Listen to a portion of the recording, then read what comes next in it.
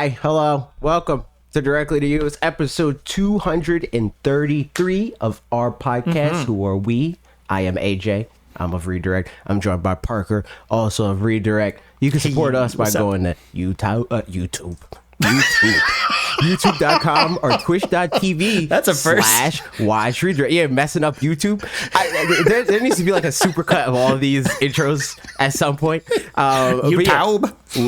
You can go to all of those things and give $4.99. It could be of your money. It could be of Jeff Bezos' money. It don't even matter. You know how you take Jeff Bezos? I'm messing up everything now. You can go to freaking Amazon Prime, you link it to your Twitch account, you get a free Twitch sub. Oh my God, bro. You get a free Twitch sub every month. All you gotta do, remember to renew it. And you're good. Everything's fine and great. In exchange for that, you get loyalty badges, you get free Switch keys from time to time, you get access to our supporters only Discord where we record this show. Now, you get to see the video, which is neat. Discord finally allowed for that to be a thing in the stages and stuff, so that's cool. You get to be part of the peanut gallery and make fun of me when I mess up the intro. You can also do that in the comments, just freaking when you watch it later, if you watch it later. It's true. But anyway, you go to our Patreon. We got other cool and fun stuff that's great there. But today, Lucha Boy Toy said I'd sign up for a Switch tub. So I mean, you're a salesman now, AJ. I mean, Switch tubs. I don't know if I can promise you a Switch tub, though. I don't know if I can do that. But I can tell you about the Pokemon games that we want on Switch Online. That's right. You sure can. This is going to be a multifaceted main topic because it's a lot of things all in one. But big picture, Pokemon Day's coming up in a couple weeks. True. You know, everybody last week, first of all, I was gone last week. What a time to be gone. It was fun to have, so my parents were in town and they got to watch the Direct with me, which was a fun little time. They were very impressed that I generally was able to predict the next thing that was happening. Not like necessarily the announcement, but just like, I was like, all right, probably after this one, why am I forgetting? Takahashi's going to come out and say, are you enjoying it so far? And you know, that kind of stuff is always that way. So, but they were like, he could have written the thing. And I was like, I mean, yeah, I think any of us probably could. But I'm glad they did the announcements they did because I didn't know. I don't know if any of us could. So. If you see the predictions that some of these people on the internet, most of the people on the internet do, I don't know if they could. Yep. Yeah. So, but I mean, you're right.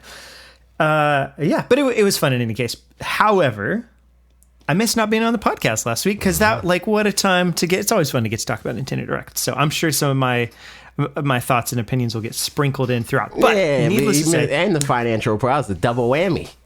Yeah, I know. Seriously, the man. The financial report and the Nintendo Direct. I always like those financial reports. There's so many numbers, you know? So many and numbers. their numbers are just fun times. So many numbers. But one of the things that happened last week was Game Boy and Game Boy Advance games getting announced, including Golden Sun, which is just wonderful. But with a notable lack of Pokemon besides Pokemon trading card games. Is it notable? Is it notable? I mean, notable only that, like, you know, it's Pokemon games. Right. And, I mean, sorry, it's Game Boy games, and Pokemon games are, like, handheld, you know, whatever. But, I mean, it's not surprising by any means in terms of, notable for the console, not surprising. But that, now, like, Pokemon Day's coming up. Are we thinking maybe something's going to be happening along those lines? I don't know. What do you think, AJ? I think, so the reason why we're talking about this and the reason why anybody is talking about this is because in the Japanese trailer for the Nintendo Switch Online games, they initially had a disclaimer that you couldn't transfer Pokemon into Pokemon Stadium. But they uploaded a new one that removes that disclaimer. To my knowledge, it's only on the Japanese one. I don't think they did it for any other regions. But like, come on, you know, like that would be that would be crazy if they just do the Pokemon transfers and stuff like that for Japan and Japan only. That would be nuts. They only put green out, and they're like, "Sorry, everybody else. Oh, you guys wanted Pokemon? Like what?" But on that note, speaking of crazy, I tweeted just apropos of nothing. That I would be sad if we just got the Game Boy games, because I think the Game Boy games are bad. Like they're Pokemon, and that's fine, but they're not good. And they're nostalgia, and that's always a fun time for certain people. That's all they are. That's the whole value of them, is that they're nostalgic. But I think that love to see it. Game Boy Advance games are also that, but better. Yeah, for sure. Absolutely. Know? Like, yeah, totally. That's the thing. Like, I'm way less nostalgic of a person. We have documented this thoroughly, but that doesn't mean that I'm completely removed from nostalgia. My nostalgia is just more broad. Like, I'm nostalgic for Pokemon as a brand. I'm not nostalgic for individual things, because as an adult, I am able to remove my nostalgia from my criticism of a thing. So I'm able to look at these games that I have played many times over the years at different ages and say, like, well, this one's better at this because of this, and so on and so forth. And that's the case with the Game Boy Advance games. Like, the biggest problem with the Game Boy Advance game, and really everything after Game Boy Color, is that they are just, like, a little bit obtuse in some areas. The pacing is weird, and I don't mean narrative pacing. I mean, like, pacing in battles and like that sort of. Everything's just a little like slower. Walking's kind of slow, or something like that. Everything is a little slower.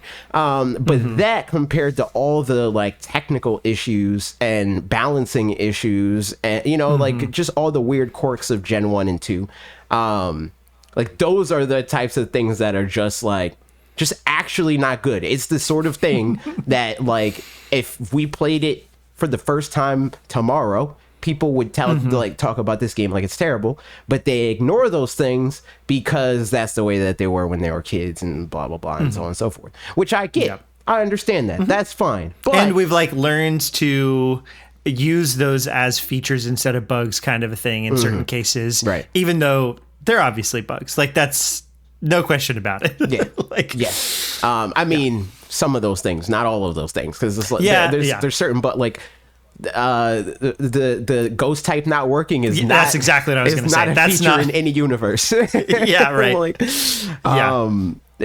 so it's like, you can still experience Kanto, which I think is the actual, like, completely, like, relatable nostalgic thing. Like, that's the thing that's nostalgic. That's the like, Fire Red is to, like, Pokemon as Wind Waker on Wii U is to Wind Waker on GameCube. Like, when people see that, and they're like, that's just the way it always looked, right?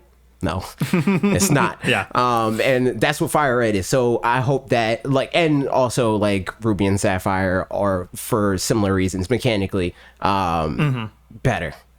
But like, you still get to experience Kanto, at least, in the best possible way. Like, I think that there's a strong argument that Fire Red is the best way to experience Kanto. Like, depending on how you feel about the gameplay of Let's Go, it's like that's really the only deciding factor there, because, like, really, like, Fire Red has more content because it has the whole like second, like, sub region, like, with the Sevi Islands and stuff like that. And then also it's like a little bit of, like, rebalancing and, like, more Pokemon and all that stuff. Also the added natures and all the Gen 3 accoutrement and whatnot. But yeah. Agreed. Yeah. No, I mean, I'm definitely going to play one either blue and or yellow. I mean, definitely blue, maybe yellow, and so on and so forth. Yeah. And, like, I mean, I'm probably going to do it too. Gold, on silver, the stream. crystal. But, like, I mean, for sure, Gen 3 across the board is better, and that's fine. I will miss like, that's one game that I wish that there was, like, built-in speed up function, because that's one of those things, like, with ROMs for you can, if you're emulating it, you can do it like 2 times speed, and just walking is so painfully slow in Gen 1, like, so slow. And so, yeah, that's one thing that I that's just one of the things that is on the long list. and The other ones are like forgivable by nostalgia, kind of like quirkiness, whatever kind of thing for me. That one's just frustrating. Like there's nothing good about going really slowly. It's just taking more time that I could be playing any other game on my backlog, but nevertheless. Do you think, okay, so obviously, it would be great if they all came. What do you think is the likelihood of any, and if any, which ones being announced on, say, Pokemon Day? The Game Boy Advance game specifically for Pokemon? I mean, just to, or like, Pokemon. of all. I think that, there's no way we don't get the ones that are on 3DS. Unless Which somehow are them removing the red, disclaimer yellow, was an error. Yeah, it's all Gen 1 and Gen 2. It's Okay, red, gotcha, blue, green, silver, gold, crystal. It's all of those games. And if we're lucky, this I more so doubt, because there's no active reason for them to do it. But it would be, I mean, other than I think it would be a great way to sell people on the expansion pass. I think those games alone could sell people on the expansion pass. I mean, expansion pack. But outside of that, there's no transfer in it, unless the way that you transfer somehow is like a Pokemon Home thing. If they're integrated with Pokemon Home, then that's even bigger. That's even more of a reason for people to buy that. In the same way that Pokemon makes mainline Pokemon makes Nintendo hardware. If you look at every single failure from Nintendo, there ain't no failures that have a mainline Pokemon game on it. There's failures with Mario. There's failures with Zelda. There's failures with Mario Kart even. But there ain't no failures with mainline Pokemon games. So I think that Pokemon on Switch Online would just single-handedly make people subscribe to this service. Yeah. Also, it's nuts. Hang on, let me check this real quick. Best-selling consoles.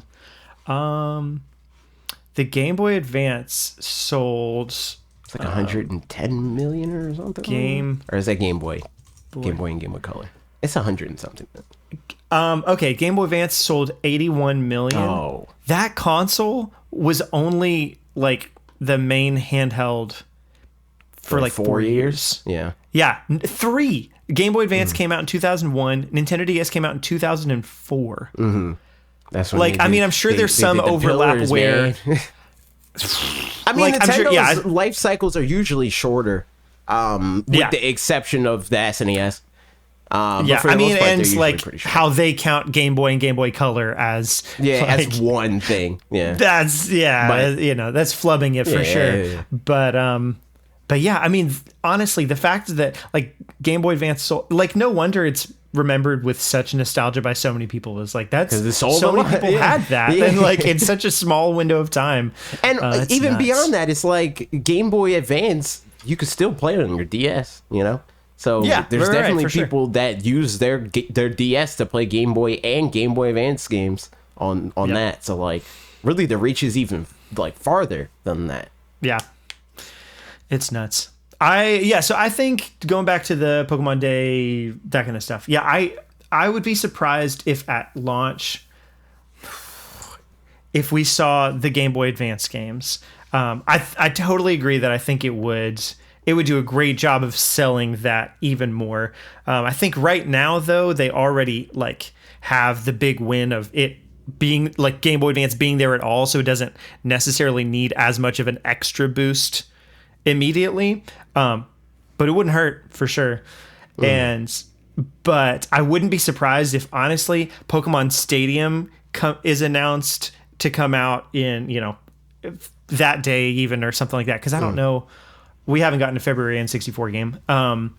Pokemon Stadium comes out that day, and just Gen 1 comes out right then, and then they say and next month Pokemon Stadium 2 and Gen 2 or something like that. Did they stagger Mario Party? You can't. No, they didn't. So, I mean, they could do all of those at once. That's true. And another thing kind of leading me to believe that is I think they announced one more Game Boy Advance coming soon game than they did Game Boy Color ones. So like, yeah, Game Boy Color, we have 4 games that they've talked about coming. Game Boy Advance, there's 5 games. That's not a huge thing, but that could fill in like one slot for them to stay lined up. But even then, I think there's some. I saw one of the articles was saying like the games aren't going to come on a particular cadence or anything. They'll just come when they come. So I saw that. Who's to say? But yeah, I mean, what do you think is the likelihood that any of these games come though on Pokemon Day? Like I said, I think it's pretty likely. I think that the Game Boy and Game Boy Color ones are like 80%. Like I would be more surprised that they don't than that they do. With the Game Boy and Game Boy Color games. The Game Boy Advance games, I'm like 50-50 on. I can see them going anywhere. True. So yeah, that. Otherwise though, just kind of, well, let's see. Do we want to do? Let's do more Pokemon Day stuff as part of this. One of the things is we may be getting a new mystery dungeon game? Question mark. Long story short, actually kind of short story short. With the Pokemon Together campaign that's going on right now, that should culminate by Pokemon Day, I suppose. There was some Spike Chunsoft copyright on the back end somewhere, or in source code or something. Pokemon Mystery Dungeon would be an interesting game to like pair with that slogan. With Pokemon Together. Yeah, like I mean, you can play Mystery Dungeon with other unless people. It's like a new gimmick. For a new one. But how? Well, like one, how? But two, like why? No, not even why. It's just like currently, like there's no real reason to play those games with another person other than it's like a gimmicky kind of thing. Like it doesn't feel like it adds anything because you're not really playing with the other person. It's kind of like Drivatars, that whole thing that they started doing where it's like you can race the AI of your friend. You know, it's like fighting a trained amiibo. You know, it's like right. That's not the same thing as like playing through the game and being like, yo, I found the thing and blah blah blah. But if they do a multiplayer mystery dungeon game, I feel like it just kind of doesn't really work unless they like reframe the way that mystery dungeon is played, because mystery dungeon is kind of turn based. Like when you move, that's a turn. Like when you step forward one time, that's a turn. So do you have to wait for the other person to step, or are you taking multiple turns when both of you move, or are they going to make it not turn-based anymore? And therefore probably like not on a grid or whatever they do. And then at that point, it's not really a dungeon crawler game anymore. Yeah. Here's another thing I hadn't even thought of. Yeah, I mean, I played... Okay, so 2 thoughts. Number 1, mystery dungeon wise, I think everybody really likes, from the seemingly, the... personality test side of it, like when you start out, 100%. It's like, which Pokemon are you? I think maybe there's some way, separate from the Pokemon Together thing, maybe there's some way that they can integrate that even more into the, I don't know, it just happens more often or something like that. Or you know, like maybe they like, you can like, that's the part that you like send out where like you put all your friends in or something like that, where it's like when you make your when you make your Pokemon, right? You do that, and then it goes to the next thing where it's like, what about your partner? And then you're like, it's like, do you want to use a QR code to scan in your a friend? and then you do that, and they have their personality or whatever. So something like that could be fun. Another thought though that I just had that I don't think is likely at all. I think it's more likely that it just barely has anything to do with Pokemon Together, and it's just a new mystery dungeon game than anything else. But Spike Chunsoft mostly makes, I mean, they make other mystery dungeon games, but they also just make a bunch of other games that are like, for the most part, I think visual novels and stuff. What if it's just not a mystery dungeon game? And what if it is a Pokemon game and it is made by Spike Chunsoft, but it's just... It's Pokemon Survive. A visual novel. It's like, it's, you know, I mean, they make AI, the Somnium Files, and what else? I'm just looking at Danganronpa and various other things from the looks of it. So like, yeah, what if it's just Steins Gate? And like, these are all pretty well received visual novels. Like, what if it's just that, but Pokemon? That would be cringe. That would be very interesting. I don't think that I would play it. I would play that's it, okay, but I wouldn't be happy about it. Like every other Pokemon thing I play. yeah, makes sense. Yeah. Other than Pokemon Snap, that one, Yeah. that was a good old time. Yeah. And some other ones, but so that's a weird thing. But I mean, we'll find out about that. It's just a rumor for now. Then the last thing in the Pokemon side of that sort of, we'll touch on that later. So still in all of this is with the Game Boy games and Game Boy Advance games. What are some other ones that we'd like to see come down the road? So far, the ones that we know are still coming in the future on Game Boy Color is the Oracle of Ages, Oracle of Seasons games, Pokemon trading card game. Very excited about all three of those. Kirby Tilt and Tumble. Cool. And then GBA games, we got F-Zero Maximum Velocity, Kirby and the Amazing Mirror, Metroid Fusion, Fire Emblem, and Golden Sun. Yatta. So yeah, what about for you? What are some that you'd be excited to see besides Pokemon games, obviously? I mean, I don't really care about Game Boy almost at all. The original in Game Boy Color. Like, they could put whatever they want on that, and I don't really care.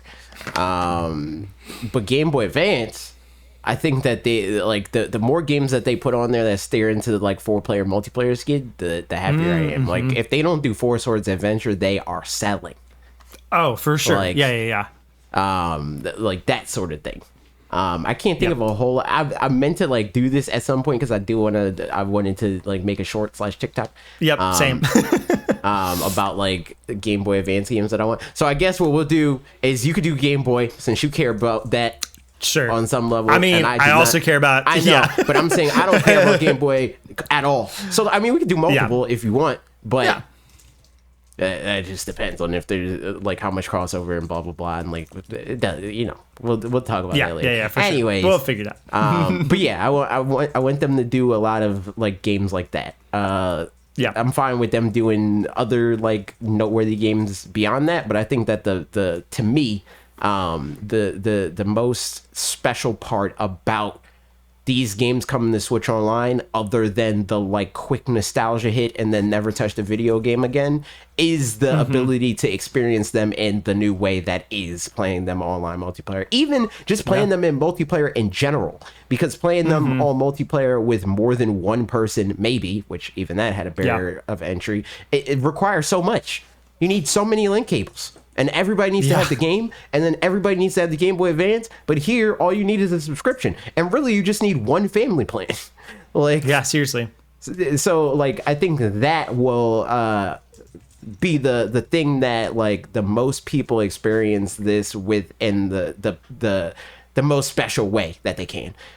Because other than that, it's just playing a game that you played a billion times, but on a different console, and I think that doesn't have a whole lot of staying power and isn't very interesting. Yeah. Yeah, I mean, that makes sense for sure. I don't even know I don't know how many games have multiplayer because I just never did any of that. So Four Swords Adventure is the only one that comes to mind for me other than... Yeah, I guess like the first one off the top of my head that I could think of. Yeah. Because that is one that I do have...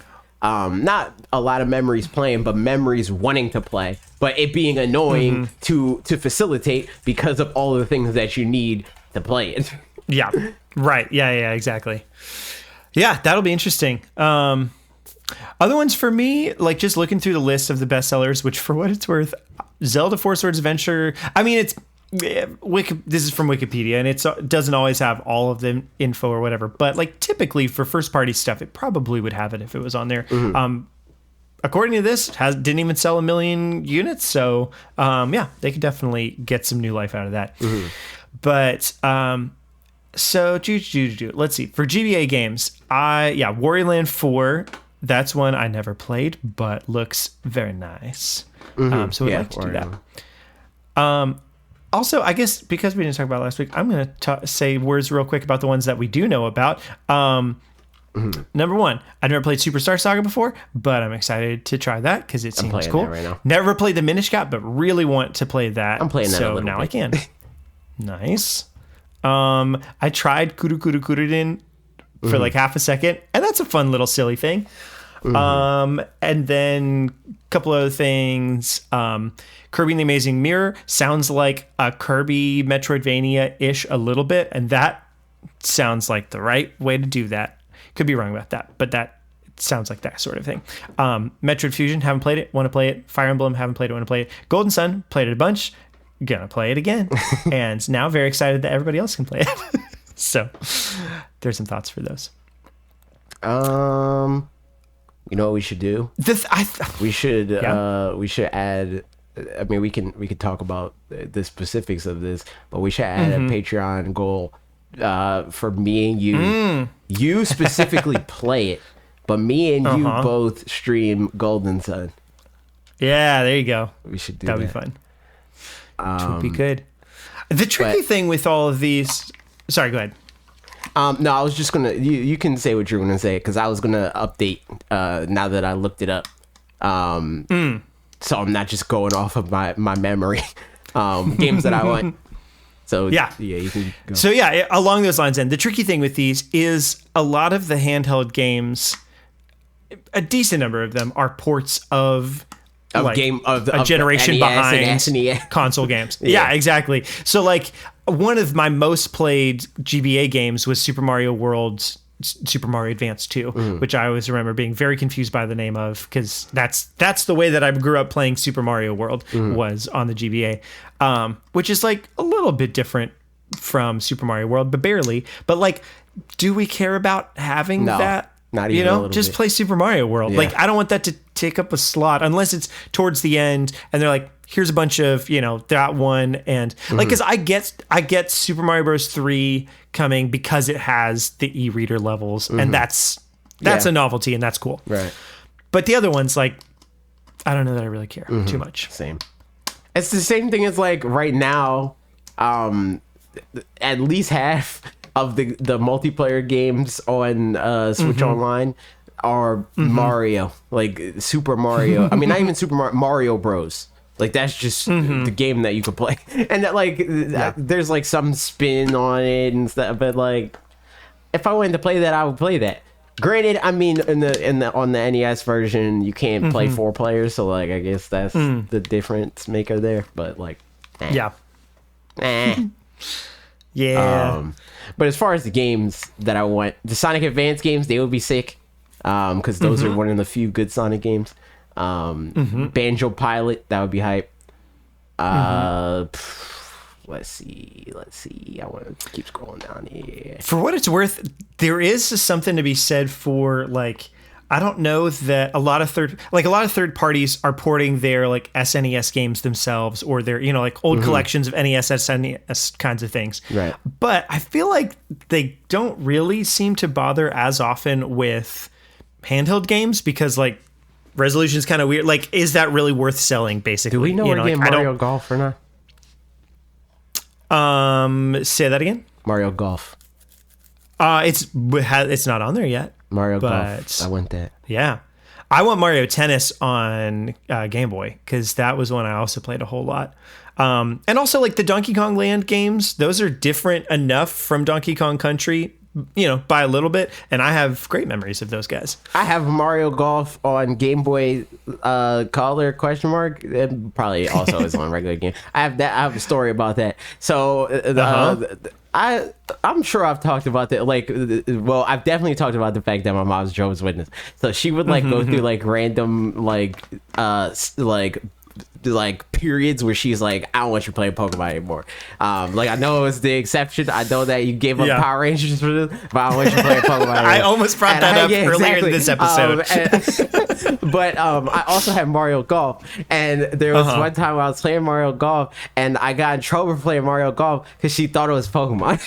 I was like, yo, this is Mario Golf. I'm not even playing Pokemon. That's so funny. Man. But yeah, that happened. You love to see it. I mean, and it's great too because like the Mario Golf, because the Mario Tennis is RPG kind of style. The Mario same Tennis. thing with Mario Golf. Okay, It just looks like Pokemon. on the N64, neither of them like I tried both of those out because I was like, these both Camelot as well or whatever. But they're, more like party game Mario Golf and Mario Tennis, which is fine, but I don't care. I can just play better versions of those now at this point. Like I'm not going to go through doing that. But the RPG side of it is really fun. That's why I like Mario Tennis. Is you do a little story thing, and you don't even play as Mario. You play as some kid. It's golf story, but it's a golf story and it's tennis story. But they're fun and done well and stuff like that. So yeah, I mean, golf story was good. Sports story. I literally, I seriously played the first 15 minutes of it and it was glitchy and I was like, I've got other things to play now. I'll wait for it to patch. And then heard from a lot of people that it's like mediocre at best. Don't really bother. I was about to say, did they ever patch it?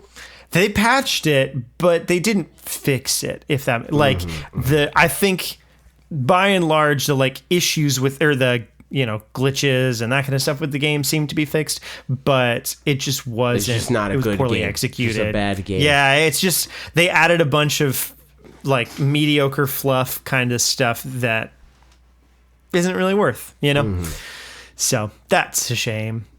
I will say also, it is funny going through. These are the kinds of games that I'm most likely to be like, oh, I played that game back in the day and completely forgot. Like I was watching the footage for Game & Watch Gallery 3 and I'm like, I definitely played at least some amount of Game & Watch Gallery 3 as a kid, and that's like a kind of weird fever dream to half remember that and half not. And I don't have a lot of things like that, but I've got enough, so that was weird. Otherwise, I think I'm good on the rest. Yeah, I think this is. There's other games I'll be excited to see, but I can't remember what they are off the top of my head. So, Pokemon Pinball, those would be fun. Yeah, because I've never played those, but I've heard good things. So. That's facts. That's nice. And it's amazing. I am Pokemon makes the Game Boy. Like everything else is ancillary. Yep. Including Pokemon trading card game. Excited about that one because I just really like playing that game. So, what a time. All right, so that's some of the Game Boy games and Game Boy Advance games we want. Last bit on kind of that sort of topic as a whole is that Game Freak once again stresses their interest in making non-Pokemon games. Is there a quote? Yes. We believe that it's very important for the studio to continue making and releasing titles outside of the Pokemon series. In recent years, the resources needed for game development have grown and grown, so Development Department 1 has been trying out a style of development where it works with external studios. How do you feel about that? Sure. I especially like the other studios thing. I mean, there's I've played other Game Freak games. I like mess around with Pocket Card Jockey. I played Drill Dozer and Did you play the Badass Timbo? Elephant. That's the one. Yep, play a little bit of that. Never played Hometown Hero, I think it's called something like Little that. Town Hero. Little Town, yeah. Yeah, last week when you and Lee were talking, he was like, I knew I had town. I was like, I want to say Little Town Hero so bad. Because I knew that was like a working title. Like they changed it. But I didn't remember what it was because I didn't play it. Yep. But yeah, that game, never played that. But I have played other ones. Red loved that game. What, Little Town Hero? Checks out. Seems like it. But yeah, this Game Freak, they make fun, quirky things, and they're usually better at executing on those little quirky things because they're ideas people. Game Freak are ideas people.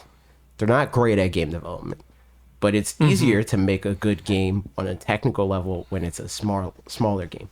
The most exciting part of this to me is them working with more external studios, because I think that would help them just in general, primarily because that's what I care about the most. It would help them execute on making better Pokemon games, but also it would help them execute on making more games, some of which are games that they want to make that aren't Pokemon, So that's all. It's true. A net good. Yep. yeah, I'd be interested in just seeing how that pans out for them. And whatever games come out from that. Because, yeah, I didn't play Little Town Hero, but I was curious about it for sure. And I think if it had gotten better reviews, like it seemed like a lot of people liked it, but it was kind of dependent on your taste. And I was like, I don't feel like risking it. I've got other things to play. But if it had gotten better reviews, probably would have played it more or would have tried it out. But I don't know. Yeah, it would be cool to see what else they got going on. And speaking of seeing what else people have going on, Nintendo had their financial briefing last week, and you and Lee last week already talked about the numbers and all that stuff, which always fun to talk about numbers. So many numbers. But the Q&A always comes out a little bit late, so that wasn't out by last time, and it is now. I read through at least the first half of these, but not all of them. And I'm trying to see. Basically, all of them are talking about the same thing, which is kind of redundant. But is it like the Switch life cycle, or what's that? Pretty much. Yeah. So basically, it's the Switch is coming into the 7th year. They talked about how their sales were below what they'd expected for the holiday season, third quarter of 2022, and then it was kind of questions based off of that. So, like, one of the answers here, I'll pull up the article that has it more readily accessible to you. So, yeah, the answer, it was Nintendo Switch will soon enter its 7th year, has sold over 120 million units cumulatively, and we believe that it is entering uncharted territory in Nintendo's dedicated video game platform business. In this environment, it'll not be easy to maintain hardware sales at the same pace as before. For this reason, our new challenge in the 7th year is finding ways to encourage users who are considering new purchases, replacement purchases, and additional purchases to pick up a Nintendo Switch. And there's somewhere else where they said something along the lines of, like, it cannot be done here with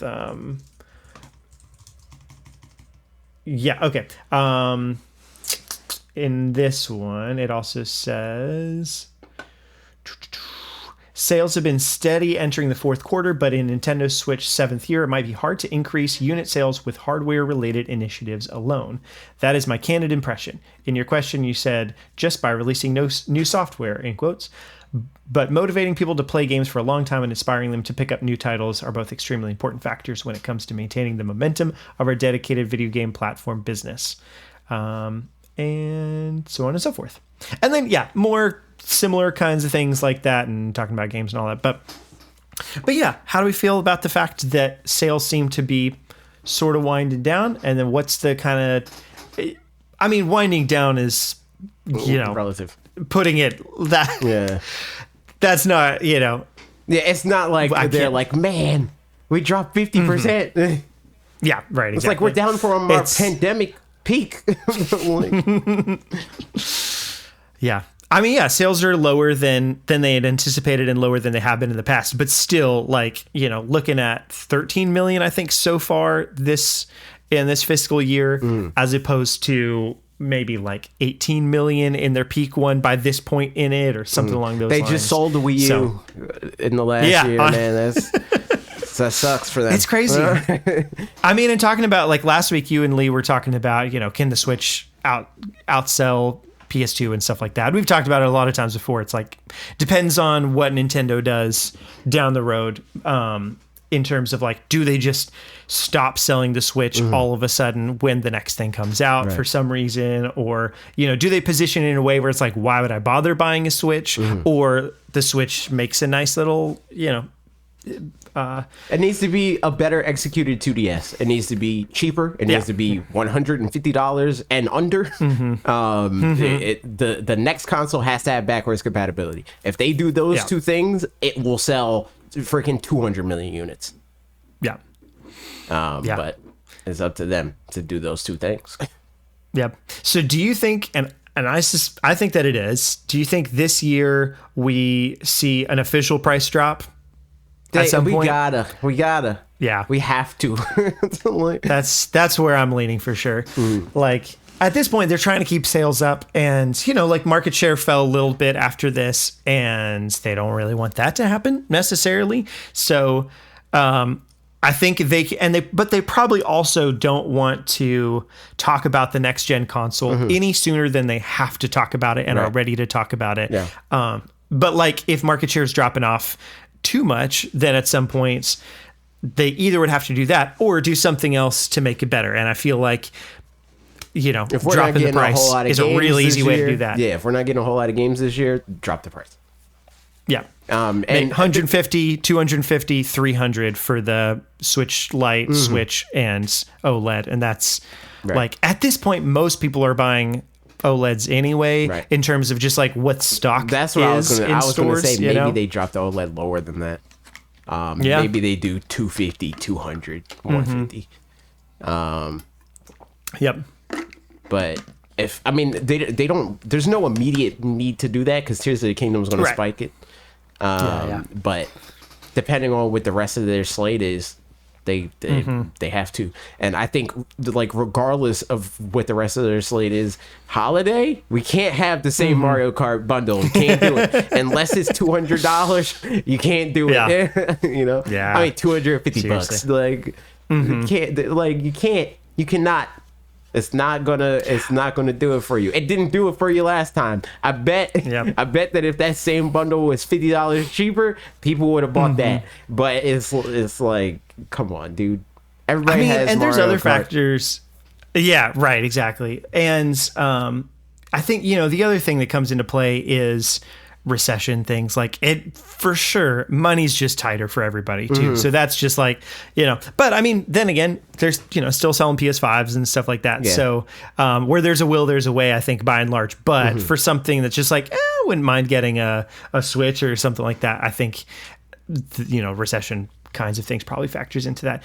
The other ace they have up their sleeve is Nintendo Selects. Start getting those out along with the price drop. Like that's a very potent combination. Right. Yeah. I think that Nintendo Selects is that's a legacy console thing. That's like once next gen comes out, either comes out or is coming out. You throw that out there, because it's another thing that's like, my 6-year-old wants to get into playing video games. I don't want to give them the brand new $400 tablet. I rather get them the $200 one and get them 20 games. Like, there you go. Here's a whole library. Leave me alone for 3 years. Yep. So yeah, there's that. It's interesting stuff. I think there were other things in the Q&A, but most of them were, like this one, going forward, what kind of life cycle do you expect for the Nintendo Switch? And obviously they're not saying any new information in that. It's just all, it ends it by saying, as we continue the Nintendo Switch business over the long term, we have tried to preserve the value and prices of both hardware and software as much as possible. We do not believe that policy needs to be changed at this point. The other thing that keeps coming back up in here also is Super Nintendo World and the Mario Bros. Movie. And like, it really will be interesting to see what sales do. Yeah. I think probably less from Super Nintendo World, but from the Mario Bros. Movie, like. Yeah, less for sure, but I can see people buying Switches. Can you buy Switches there? Oh, they need to put Nintendo Switch, at least the Switch Lite, and like a gift shop. They have to do. I think in the opening months of it and stuff, I think what we'll see is that it won't do a lot for Nintendo. So like in terms of Switch sales, because it'll mostly be like the people that are ravenous to get there are already Nintendo fans. But I do think down the road, 3 or 4 years, or even just like 6 months, maybe if it's not still too busy, but like 18 months or more, that, when it's just like anybody is going to Universal Studios and pops over to Super Nintendo World, like I think at that point you'll start seeing a lot more of that kind of transfer over into the console sales, or at least peaked interest, you know. But yeah, you're right. They definitely need to be selling Switches there. Yeah, I feel like you could definitely get some kids asking for Switches on the way out. I remember as a kid there would be a lot of times where like just trips were like good excuses to ask for video games, because it's my parents would be like, "Yeah, you want a souvenir?" I'm like, not really, but like I kind of want this game, and like I was gonna spend the same amount anyway. Why not? Yeah, right. Like, so I think that could get them some sales there. If like on the way out of the amusement park. It's like, yo, I want to play Mario Kart at home now. And they're like, okay, cool, fine.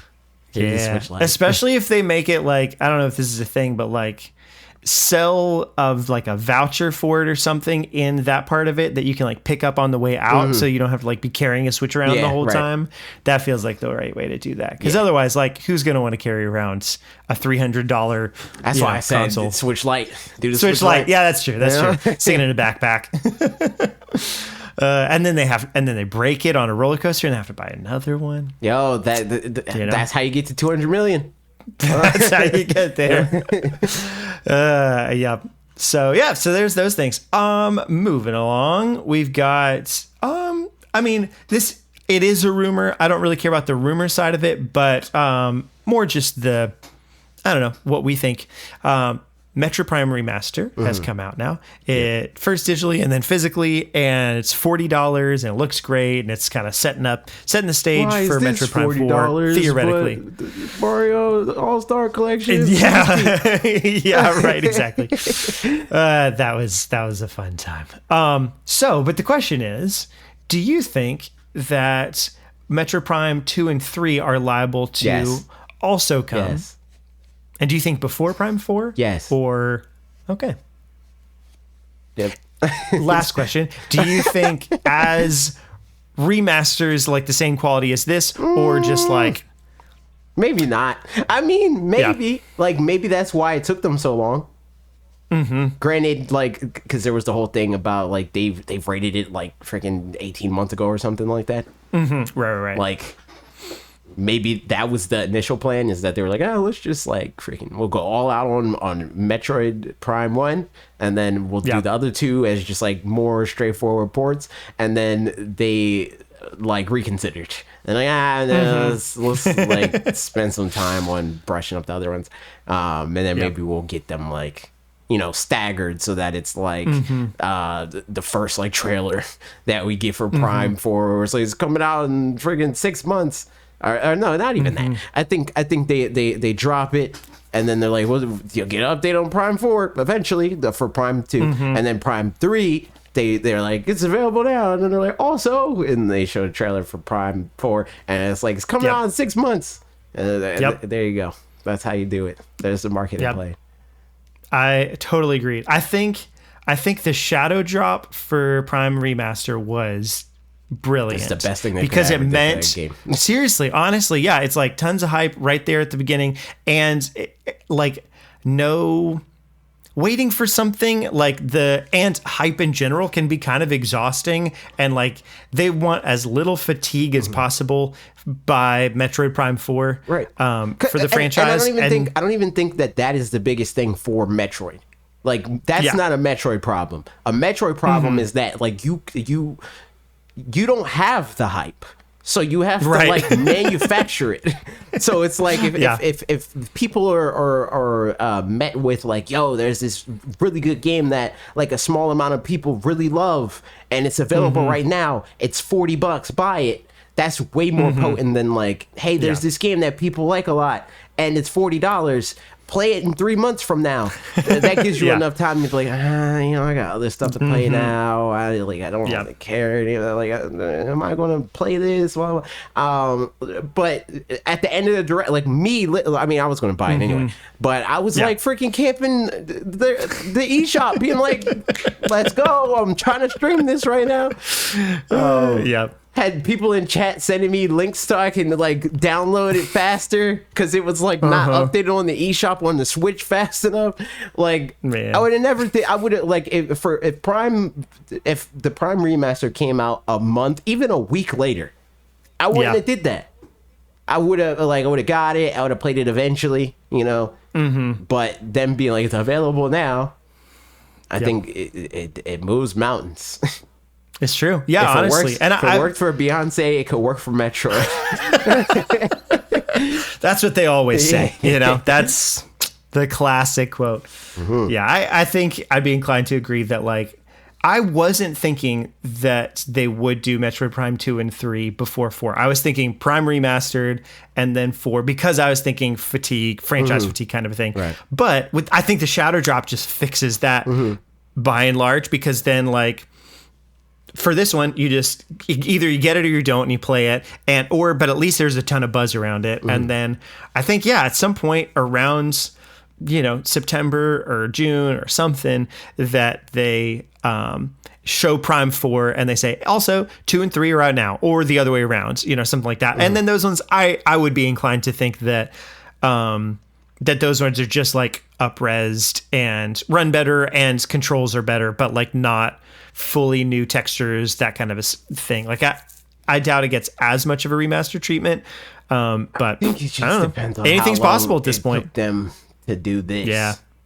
Yeah. Or because it was how much. It's not even that's true. It's not just Retro that worked on this. It's multiple studios that they farmed it out to. So I wouldn't be surprised if like they retroactively like, yo, this turned out great. We reconsidered. We want to do a new contract with you guys to do 2 and 3. Like if it did take them 8, like if they turned this game in for rating 18 months ago, they finished the game longer ago than that, and they started on working on Metroid Remastered longer ago than that. So, you think it took them 18 months to do Remastered? I doubt it. Yeah, right. Like, I think that this was probably like 6 to 8 months, maybe a year, So, I don't know. Yep. We'll see. In the meantime, you can get those games on the Wii U, but not for much longer. Because reminder, Nintendo reminded us today that the Wii U and 3DS eShop are closing soon. Sure. March 27th, if I remember correctly. Yep. March 27th, 2023, purchases on eShop for Wii U and Nintendo 3DS will be discontinued. And then until March 2024, you could merge your unused Nintendo eShop balance to your Nintendo account so they can be used on your Nintendo Switch. I think already you can't use credit cards on there. Also, you can already just use like Nintendo eShop cards that you put on there. Could be wrong. So yeah, there's that.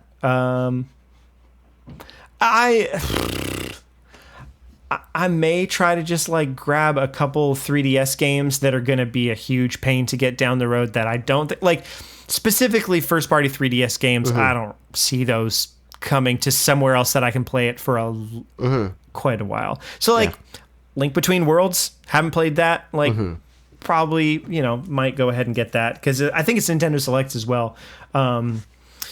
Nintendo Selects 3DS games. It has to be. That's like the first image that comes to my mind, and it could be Mandela effect, but I'm pretty sure that is the Nintendo Select game. Yep. N64, Super Nintendo. Where's 3D? Okay, handheld. New Leaf, Donkey Kong Country Returns 3D, Fire Emblem Awakening. Oh, that's I should probably. That would be good. Kirby Triple Deluxe, Link Between Worlds, Majora's Mask 3D, or Ocarina of Time 3D. Yep. Not going to bother with those. Mario and Luigi Dream Team. I'm skipping to just the ones that would be of any sort of interest. Skip Radiant Historia, 3D Land, and Tamagotchi Life. And there's other ones on there, but that's probably the ones that I'd be more interested. Oh, wait, hang on. Some of these are only... where was it? Fire Emblem Awakening is only a select title in Japan. It's full price, I think, still in the US. Radiant Historia, Alex said. Yep. Interesting. Yep. Cool. Yeah, so I don't know. I don't want to. I don't like have gobs of money to spend on it, but like I don't want to have to deal with, if I want to play these games at some point, having to deal with the physical market. Ever since they announced this, I've debated being like, I'm just gonna like put $200. I know. Into the eShop, and then I just never did it. And I don't think same. I'm going to do it. Because I cannot see myself. I cannot see myself actually playing them. Maybe I already have 3DS games like Pokemon. See, the thing is and this is just me personally. I mean, I'm sure that this is not a problem unique to me. Or not even a problem, but it's a thing that's unique to me. But it is definitely a limited hold up. Is if I could stream it, I would have been did that. Yeah. I would have been did that. But since I cannot, even if I could just record it, even if I could capture gameplay and use it in videos and stuff like that, I would have been did this. But since the only way that I can see that I can do that is spending $1,500 on a capture 3DS, hard pass. Hard pass. Honestly, same for just okay, so two directions of the same thought. Number one, all I have is the Wedge 2DS, which is cool and a great, pick up and play kind of a thing, but not very comfortable and don't really want to play that for a long period of time. Number two, similarly, I just don't know that I'm going to actually get around to playing these games because I've got a ton of a backlog on Switch already, and there's plenty of games on NSO that I'd love to play. I'd be playing these games for the same reason that I'd play any of the games on NSO that I haven't gotten around to yet.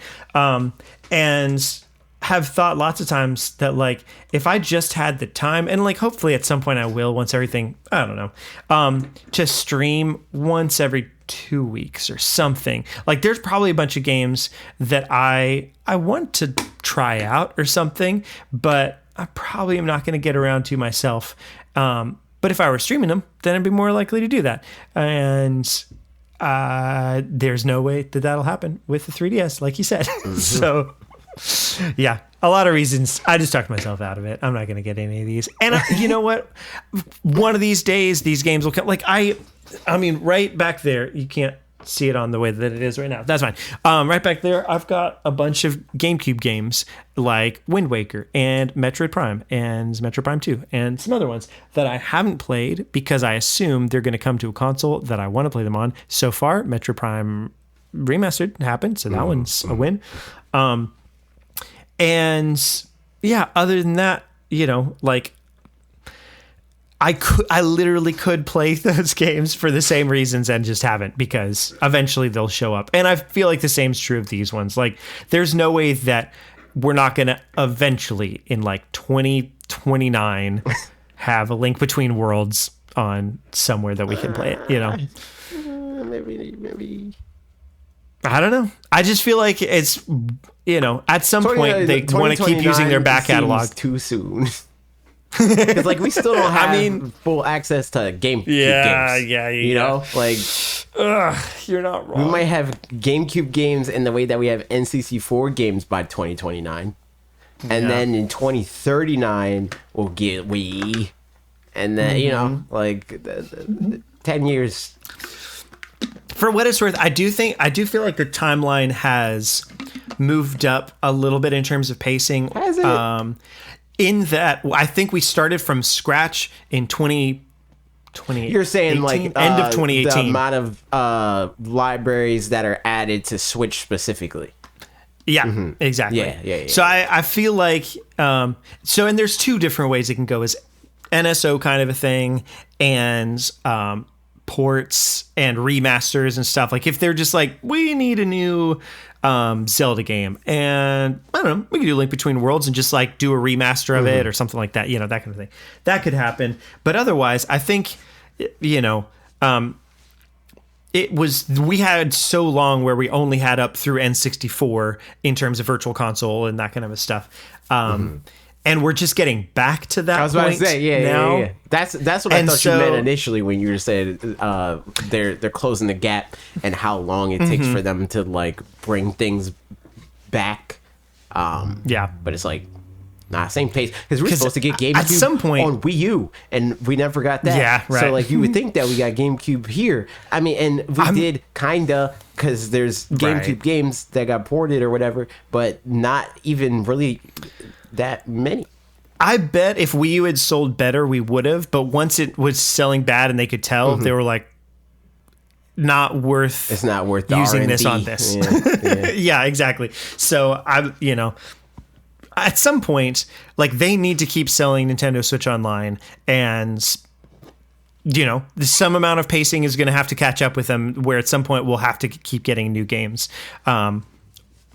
Otherwise, they're just not going to sell as much of it, even if it costs more money or anything like that. I bet that happens. But yeah, I don't know what pace that comes out. Also for GBA games from the first topic, Mother 3, I think. Oh, yeah. I think this is finally the time that actually happens. Yep. You mentioned it also last week, I think. But I was thinking that as well. So yeah, that feels like another thing that they like drip feed and breadcrumb, where it's like, all right, new generation, we got to do a new Mother thing. Like, maybe this gen is when we get Mother 3. I bet it is. But yeah, this gen is the game that we've gotten a bunch of games that we are playing right now. True. I'm playing. Which ones would those happen to be? Let's talk about it. I forgot. Lee, I think I was streaming yesterday, and Lee was there just hanging out. And he was watching me pick the game that I was going to play, and he was like, "I noticed how far you had to scroll." he was like, "Shout out you playing all those games," and I was like, "Yeah." I mean, it's like I'm playing stuff on the Game Boy Advance again. Have not opened the Game Boy games and then pretty much immediately closed it. Like I didn't play a single Game Boy game for a second, and there's not one that I want to play currently. Let's pause on that real quick, because basically same. I think I played 4 levels of Super Mario Land 2 because I'd never played that one before.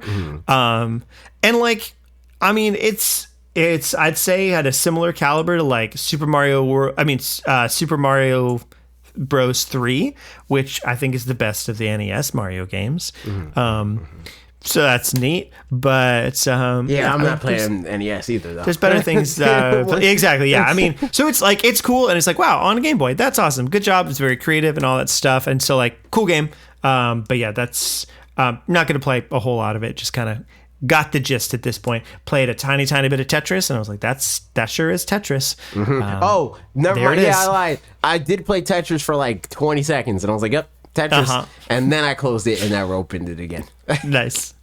Otherwise, I don't think any of these. Let me look through the list again. I mean, I've heard cool things about Gargoyle's Quest, but I don't know. Maybe one of these days I'll open it up. Wario Land 3, maybe I'll pick that up at some point. Kirby's Dream Land, nah, I'm good. I'll wait for Kirby. I'll play Kirby's Dream Land 2 because I played that as a kid some. But classic Kirby, except without the copy abilities, I can just play other things. Alone in the Dark, I don't know, Link's Awakening. We've got the newer Link's Awakening now, and I loved Link's Awakening. It was a grand old time, but I don't know that I'm going to bother. And then et cetera, et cetera. So that's those real quick for there. But yeah, and then GBA games. Which ones of those are you playing? Hold on. Superstar Saga, from the sounds of it. Yes. I am playing Superstar Saga. I kind of want to make a video pertaining to that. I have a guess as to what it is. Go for it. What do you think? Is it maybe that? So this is an RPG, but it has action elements in it. Okay. I was thinking maybe it was a Pokemon thing. No. No. Okay. It's less action specific. I mean, it has to do with action because obviously Mario is an action game, but it's more so talking about how this game does a good job at injecting what is special about Mario into a game that is not mechanically a Mario game. Yep. That's more what it is, and it's it's not. It's probably going to be another one of those because with redirect videos I try to have some sort of narrative through line. It's not going to be about Mario Superstar Saga in a direct way, but in like a spiritual way. It's about Mario Superstar Saga, because like also like Smash does that, you know, and there's like other Nintendo games like Mario Kart to some degree does that. A lot of Nintendo's like best spin-offs do that to some degree, but it was just something that stuck out to me immediately with this game. And I played it before. Like this was like when my brother was like, I don't know what, this game came out like 2003, something like that, like 2002 maybe. So my brother was probably like 6, and then my dad was like, yo, your brother picked this out for you for Christmas. So we got that one. And I was like, all right, That's sick. awesome. So I had this game because he wanted me to play it, and I played it. It's pretty good. But I'm playing that, yeah. I'm playing mostly WarioWare, and I like joked about this with Lee last week. Right. I was like, this is the best game of all time. It's just easy to play. It's like something that I could like play in the background, but also it makes me at least a little bit think and pay attention. Although I was playing this a little bit on stream, specifically the alien.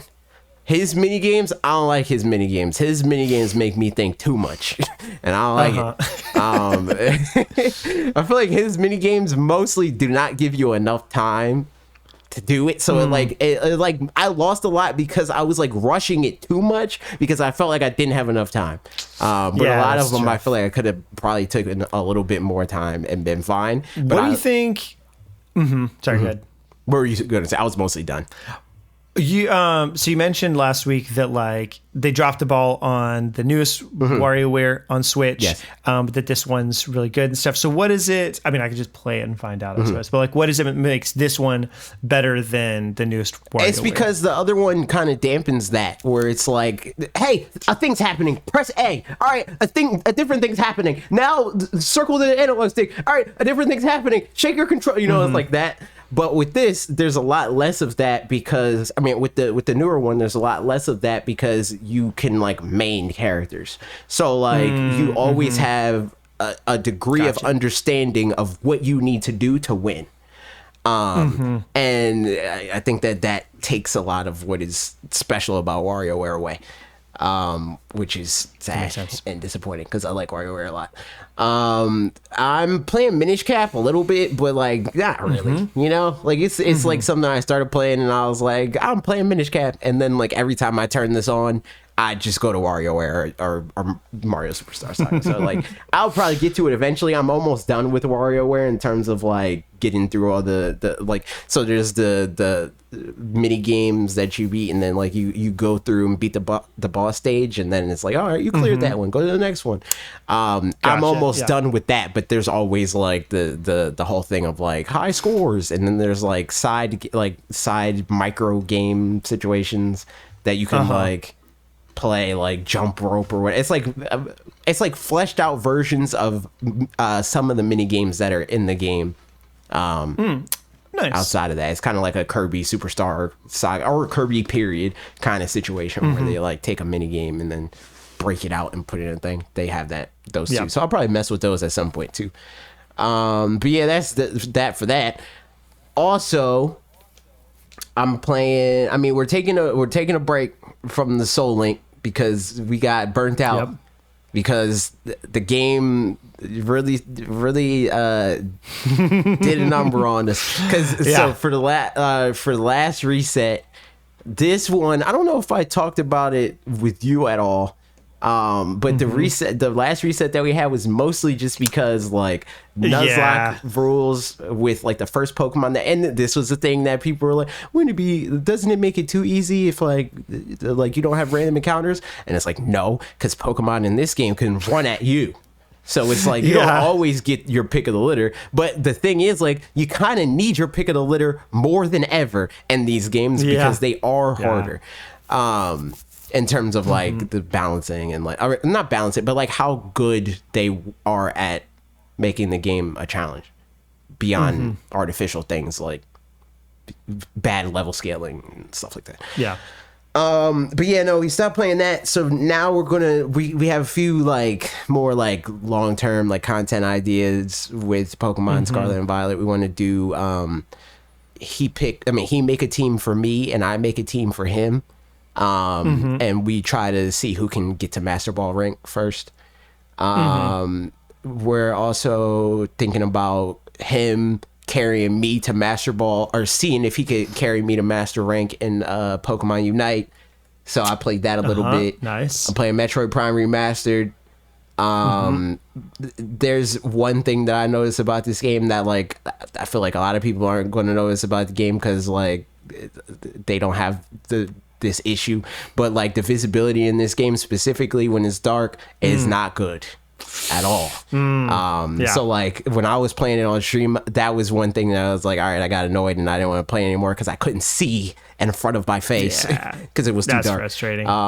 So that game, I'm playing it, but like there are things that are like relics of their time that I feel like people are overlooking, but that's whatever. Pokemon Sword, we're trying to get shiny Zygarde. We were going to try to get shiny Zygarde and also shiny Rayquaza, but Lee caught shiny Rayquaza. I mean, not shiny Rayquaza, he caught regular Rayquaza and the Dynamax Adventures, and once you catch one legendary in a Dynamax Adventure, you can never catch it again.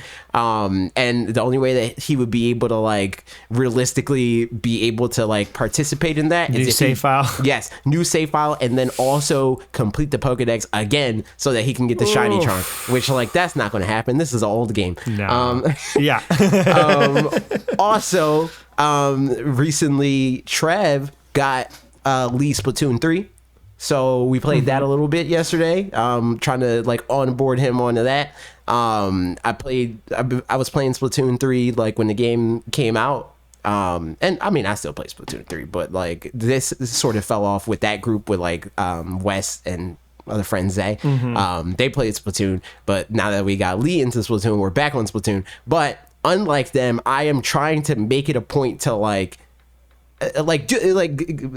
make an effort to actually make him learn motion, because like them, they played the game, they tried motion for like 20 minutes and they're like, nah, I'm off this makes me bad at the game. And I'm like, no, you're bad at the game because you're bad at the game. Like, you will be worse at the game even if you feel like you're good with traditional controls in quotes, then you will be at like even average level with motion, because there's things that you can physically not do in Splatoon specifically at all, but like physically can't do as good in any game that has this control scheme, because it's another access of control. It's another analog stick.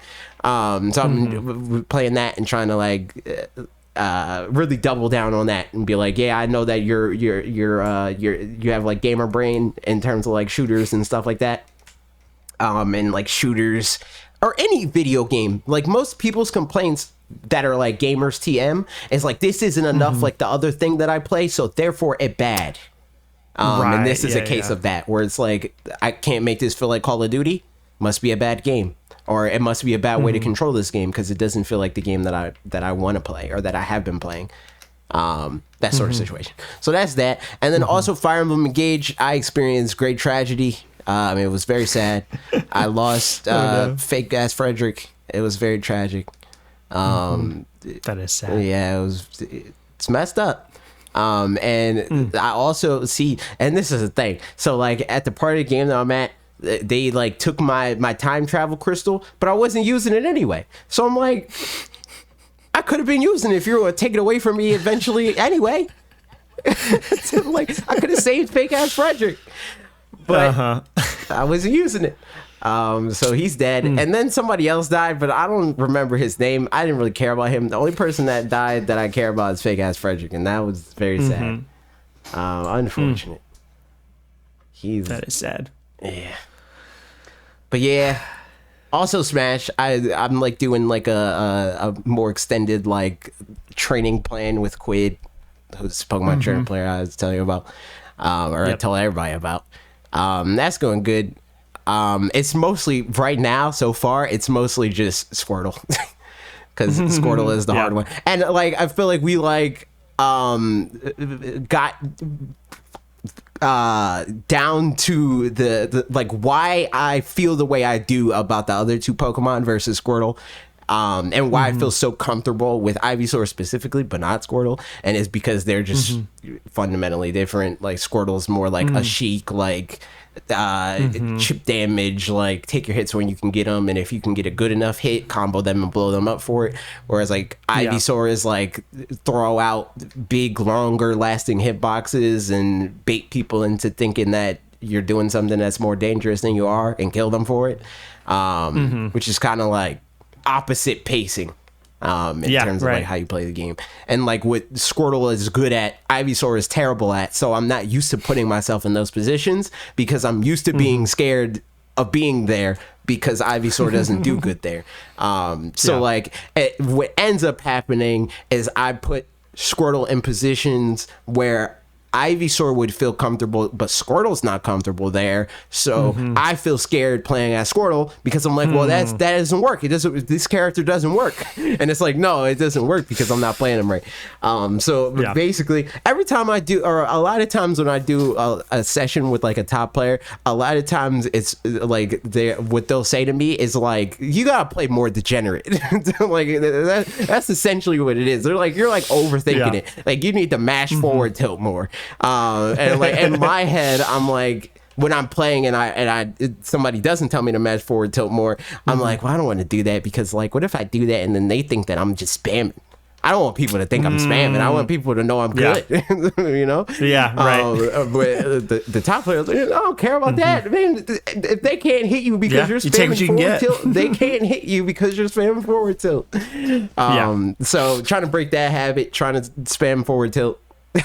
And I mean it's deeper than that, but like that's like the I mean, because like if it was just spamming it, then like I don't know, people would in a way that if it's that you were bad at it, then somebody would punish you for being bad at it. But like if you're doing something, I don't know, that's good. You're not being toxic or whatever just by doing something specific. I mean, it's kind of low key. It's kind of toxic, but like it's good to specifically spam Squirtle's forward tilt because of how broken the move is. Like it's broken for a few different reasons. It's not just as simple as like it's a strong move, it's a fast move. It's like so many of the attributes, like Squirtle goes like he's like less than half of his height when he's forward tilting. So like Squirtle's already hard to hit because he's already really small, but when he forward tilts, he's less than half of that.